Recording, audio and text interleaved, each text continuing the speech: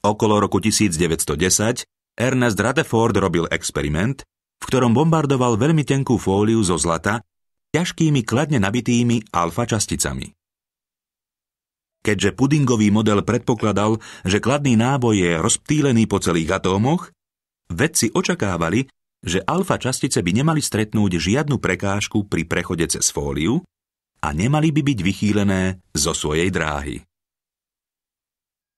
Väčšina častíc naozaj prešla priamo, ale na jeho prekvapenie niektoré boli odrazené pod takými uhlami, ako by neočakávane narazili na ťažký objekt.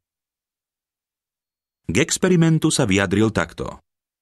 Bolo to také neuveriteľné, ako keby ste vystrelili granát na kus papiera a on by sa odrazil a zasiahol vás. Rutherford pochopil, že výsledok tohto experimentu môže byť vysvetlený len tak, keď sa bude predpokladať, že kladný náboj a väčšina hmotnosti atómu je koncentrovaná vo veľmi malom objeme. Týmto spôsobom bolo objavené atómové jadro.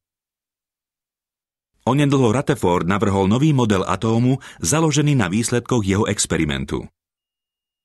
Predstavoval si atóm ako miniatúrny planetárny systém s jadrom v centre a elektrónmi krúžiacimi okolo na samostatných dráhach. Tento model, hoci modifikovaný nasledovnými objavmi, značne platí dodnes.